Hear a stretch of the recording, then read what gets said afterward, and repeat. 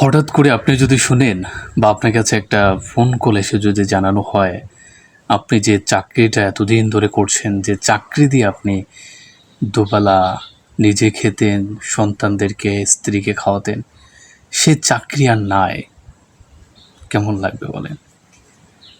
এই খবরটা শুনতে, শুনতে হুট করে আরেকটা ফোন আসলো, আপনার স্ত্রী পরকীয়ায় জড়িত হয়েছে। এমনকি আপনার স্ত্রী ধরা খেয়েছে মতো একটা কথা আছে।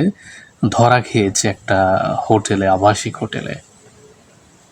চাকরি শেষ, আপনার স্ত্রী ধরা খেয়েছে একটা আবাসিক হোটেলে।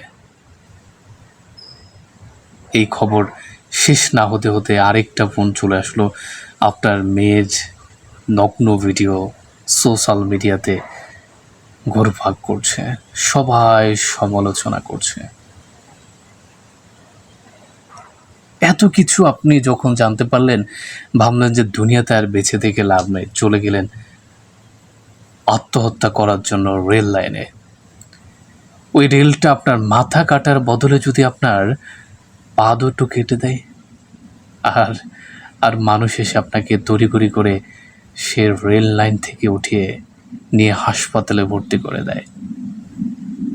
হাসপাতালে বেডে শুয়ে আছেন, চোখ খুলতে দেখেন আপনার স্ত্রী, আপনার মেয়ে, আপনার পাড়া প্রতিবেশী, আত্মীয় স্বজন আপনাকে দেখতে এসেছে।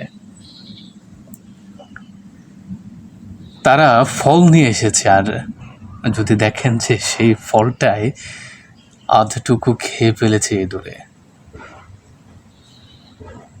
এরকম একটা লেখা দেখছিলাম আমি আমার একটা কবিতা দেখছিলাম, কবির নামটা এই মুহূর্তে আমার মনে পড়ছে না।